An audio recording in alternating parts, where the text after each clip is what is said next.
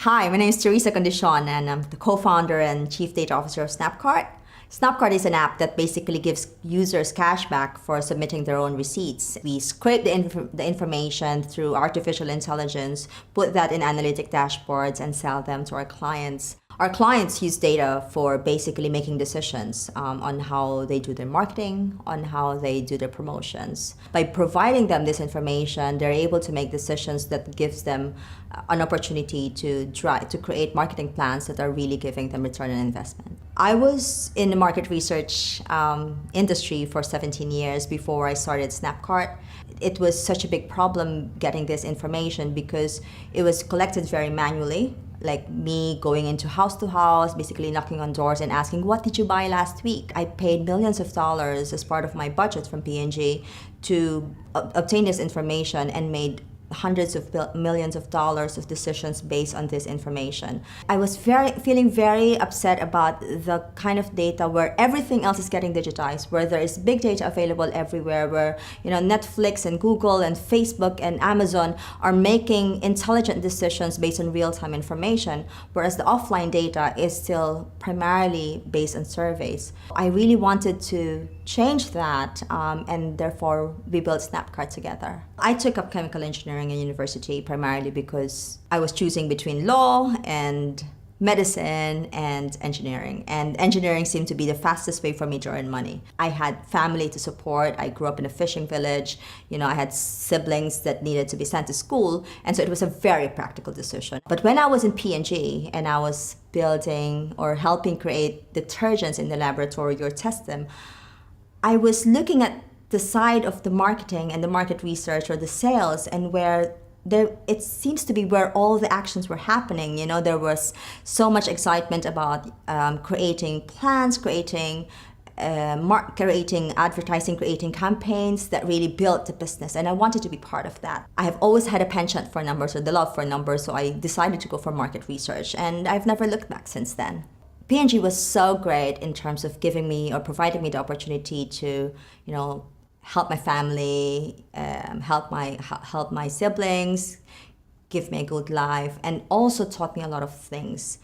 But then towards the end of it, I was starting to feel like the world is changing. There was this massive change that I see in the horizon about market research being very different from what it used to be. It's been the only one of the few that has not been revolutionized or digitized or disrupted. But I was at the mercy of that change, and I wanted to be part of that change or leading that change instead. It was a very difficult decision. I had a lot of ideas in my head, and I had to really think hard about whether to pursue them or not.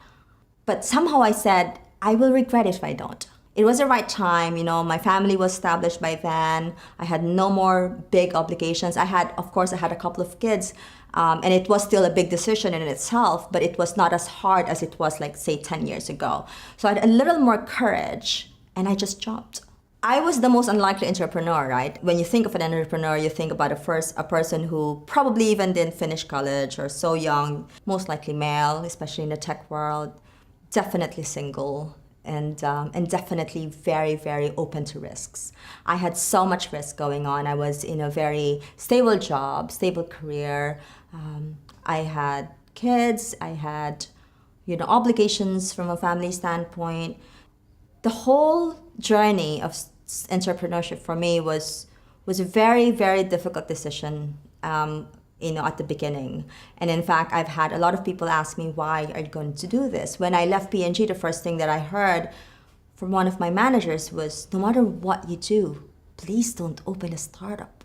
I don't know what happened. Maybe it was because, I just came out of maternity leave and I had this really, really calm and, very, very high confidence level about myself.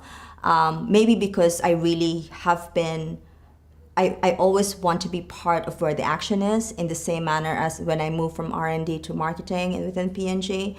But I just had this want to build, to be part of the change and to be leading it instead of being swept by it. I have this great mix of co-founders, and we have really, really different skills and personalities that at first was really difficult because we couldn't understand each other very easily, but then ended up to be really such a blessing because the complementary skills allowed us to really help provide contributions that are very different.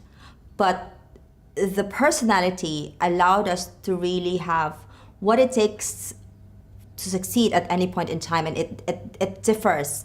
I have my CEO, my co-founder, who is super risk-taking, very bold, have big dreams, sometimes gets a bit scary in terms of the number of things that he wants us to do. We have another techie nerd, brilliant, guy who is always chilled. And then you have me, who is like really super enthusiastic, super emotional, wanting to do things right now, and gives us a sense of urgency to work things fast.